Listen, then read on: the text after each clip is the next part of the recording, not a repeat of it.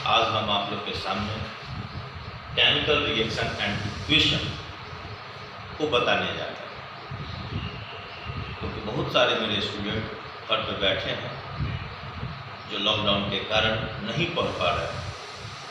ये मैं उनके लिए अपनी ओर से योगदान दे रहा हूँ और मैं कोशिश करूँगा कि प्रत्येक दिन थोड़े थोड़े टॉपिक्स आपको देते जाऊँ। केमिस्ट्री का फर्स्ट लेसन 10th का केमिकल रिएक्शन एंड इक्वेशन। सबसे पहले हम जानना चाहेंगे केमिकल रिएक्शन होता क्या है।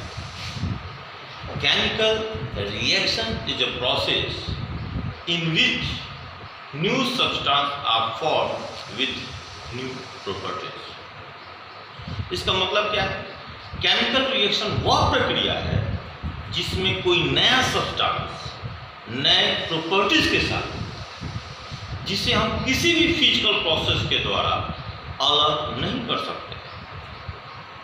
जैसे कार्बन सॉलिड फॉर्म में, ऑक्सीजन गैस फॉर्म में, और यह बनता है कार्बन डाइऑक्साइड जो गैस फॉर्म में। यहाँ बच्चों हम देखेंगे कि ऑक्सीजन जो जलने में मदद करता है, जब फॉर्मेशन करता है तो CO2 का फॉर्मेशन करता है, जो यह किसी आग को बुझाने में मदद करता है। यहाँ पे नए प्रॉपर्टीज का निर्माण हुआ और इसीलिए ऐसे रिएक्शन को हम क्या कहते हैं? केमिकल रिएक्शन कहते हैं। सेकंड क्वेश्चन उठता है, what is the characteristics of chemical reaction? Chemical reaction की कैरेक्टरिस्टिक्स क्या है? हम कैसे जानेंगे कि यह केमिकल रिएक्शन हुआ? First of all, the chemical reaction take place by the change of state. यदि किसी केमिकल रिएक्शन में अगर स्टेट चेंज हो जाते हैं, जैसे हाइड्रोजन गैस फॉर्म में है, ऑक्सीजन गैस फॉर्म में है, और यह जब बनता है तो फॉर्मेशन होती है वाटर की, और यह वाटर किस फॉर्म में है? लिक्विड फॉर्म में है। और इस तरह हम यहाँ देखते हैं इस इक्वेशन में कि हमारे गैसियस फॉर्म लिक्विड स्टेट में कन्वर्ट हो गए। कोई भी रिएक्शंस तभी सही होती हैं जब left hand side right hand side के इक्वल हो जाए। और यहाँ हम देखते हैं कि left side reactant are also equal to product, so it is a balance equation. Second characteristic देखते हैं, the chemical reaction occurs by change of colour. वैसे रिएक्शन जिसमें कलर चेंज होते हैं, जैसे कॉपर सल्फेट की कलर ब्लू में जैसे ही जिंक को डाला जाता है तो यह zinc sulphate plus copper replace हो जाती हैं, क्योंकि zinc is more reactive than copper. हम पिछले कक्षाओं में पढ़ चुके हैं कि एक्टिविटी सीरीज क्या होती है। यहाँ पे जिंक कॉपर से मोर रिएक्टिव होने के कारण जिंक कॉपर को डिस्प्लेस करके जिंक सल्फेट बनाती है और कॉपर डिस्प्लेस हो जाती है। जिंक का कलर कलरलेस हो जाती है, और इस तरह हम पाते हैं कि यह कलर को चेंज कर दिया, अर्थात यह दिया हुआ रिएक्शन मेरा केमिकल रिएक्शन कहलाता है। इसमें बेटा इंपॉर्टेंट क्वेश्चन आते हैं, what happens when zinc dissolved in blue color of copper sulfate? So when zinc react with blue color of copper sulfate to form colorless zinc sulfate. Third, the chemical reaction occurs with the evolution of gas. वैसे reaction को chemical reaction कहेंगे जब किसी reaction के दौरान gas का formation होता है। उसके लिए एग्जाम्पल देखेंगे। यदि किसी भी मेटल को एसिड के साथ रिएक्ट करते हैं तो वह उसके साथ साल्ट बनाती हैं तथा एक गैस मुक्त करती हैं जिसे हाइड्रोजन गैस कहते हैं। किसी भी गैस को दिखलाने के लिए एरो को ऊपर की ओर इंडिकेट करते हैं और इस रिएक्शन में हम यहां देख पाते हैं, इस रिएक्शन में हाइड्रोजन गैस रिलीज होती है। हम कह सकते हैं कि यह केमिकल रिएक्शन है। Next, the chemical reaction occurs with evolution और एब्जॉर्प्शन ऑफ हीट एनर्जी। किसी भी रिएक्शन में अगर हम यह पाते हैं कि वह हीट को एब्जॉर्ब करता है या हीट को रिलीज करता है तो हम यह कहते हैं कि दिया गया रिएक्शन केमिकल रिएक्शन ही है। जैसे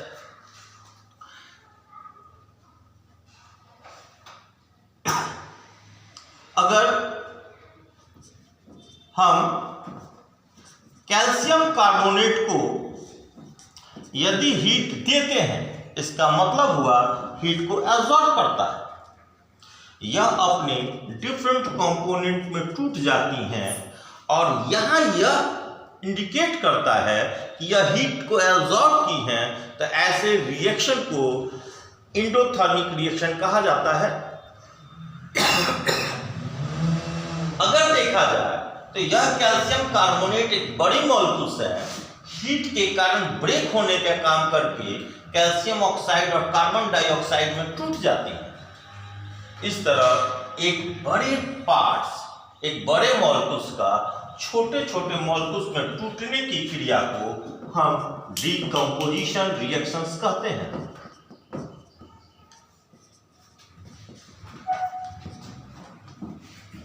और यहां हीट का एब्जॉर्ब होता है तो इसे एंडोथर्मिक रिएक्शन के अंतर्गत रखा जाता है।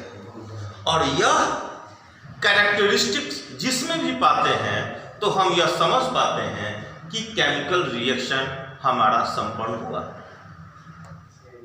तो so characteristics of chemical reaction, there are following characteristics. First of all, the chemical reaction takes place by the change of state. Second, the chemical reaction occurs by change of color. Third, the chemical reaction occurs with evolution of gas. Next, the chemical reaction occurs with evolution or absorption of heat energy. It's clear? हम chemical equation पे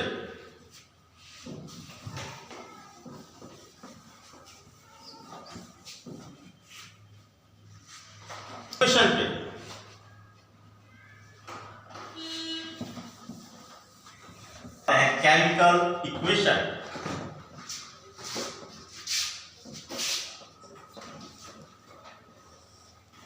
तो chemical equation क्या है? Chemical equation को समझने के लिए हमें दो चीज को जानना जरूरी है,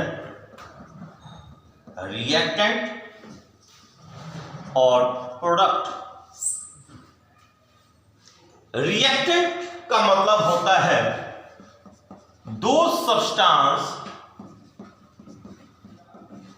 participate in chemical reaction called reactant। और यह किसी भी केमिकल इक्वेशन के लेफ्ट साइड में रहती हैं, या हम कह सकते हैं यह किसी भी केमिकल रिएक्शन के टेल भाग में रहती हैं। और जो हेड की तरफ होती हैं वह प्रोडक्ट होती हैं, और प्रोडक्ट हमेशा न्यू सब्सटेंस का निर्माण होता है। इसका मतलब है कि product it is a new substance which formed by chemical reaction. तो बच्चों ये हम जानते हैं कि रिएक्टेंट और प्रोडक्ट मिलकर ही किसी केमिकल रिएक्शन का निर्माण करते हैं। अतः हम कह सकते हैं कि अगर यह रिएक्टेंट का अगर एग्जाम्पल देखते हैं तो कार्बन प्लस ऑक्सीजन जब बर्न करते हैं तो यह कार्बन डाइऑक्साइड का फॉर्मेशन करते हैं। कार्बन के सिंबल को हम C से इंडिकेट करते हैं, ऑक्सीजन के सिंबल O2 होती हैं। जब यह रिएक्शन होती है तो CO2 का फॉर्मेशन होता है। इसका मतलब यह हुआ कि कार्बन का C कार्बन का सिंबॉलिक रिप्रेजेंटेशन है, O2 ऑक्सीजन का सिंबॉलिक रिप्रेजेंटेशन है, और कार्बन डाइऑक्साइड CO2 भी कार्बन डाइऑक्साइड का सिंबॉलिक रिप्रेजेंटेशन है। इसलिए हम केमिकल रिएक्शन को कह सकते हैं कि it is a symbolic representation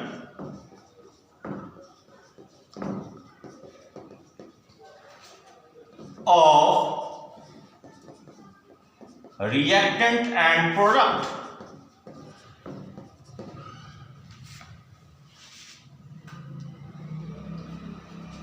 Example, hydrogen plus oxygen water. तो लेफ्ट साइड हम जानते हैं कि रिएक्टेंट होती हैं और राइट साइड प्रोडक्ट। या हम दूसरे अर्थों में कह सकते हैं कि एरो का जो टेल रीजन है वह रिएक्टेंट है और एरो का हेड रीजन जो है वह प्रोडक्ट कहलाता है। इसके सिंबॉलिक रिप्रेजेंटेशन करते हैं तो हाइड्रोजन को हम H2 के फॉर्म में, ऑक्सीजन को O2 के फॉर्म में करते हैं और वाटर का फॉर्मेशन होता है। तो हम यहाँ देखते हैं हाइड्रोजन की वैलेंसी 1 होती है, ऑक्सीजन की वैलेंसी 2 होती हैं।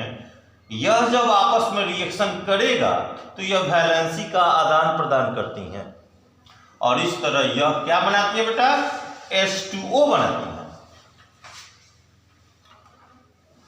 Law of conservation of energy के हिसाब से हम यह जानते हैं कि लेफ्ट साइड हमेशा राइट साइड बराबर होंगी, क्योंकि energy neither be created not be destroyed, it changes one form to another form. इसलिए लॉ ऑफ कंजर्वेशन के हिसाब से किसी भी केमिकल रिएक्शन को या किसी भी केमिकल इक्वेशन को हमेशा बैलेंस होनी चाहिए। इसके कारण हम लेफ्ट हैंड साइड को राइट हैंड साइड के इक्वल करते हैं। यहां हम पाते हैं कि ऑक्सीजन 2 है और यहां ऑक्सीजन 1, इसलिए इसको बैलेंस के लिए 2 से मल्टीप्लाई करते हैं तो हमारी ऑक्सीजन बैलेंस हो जाती है।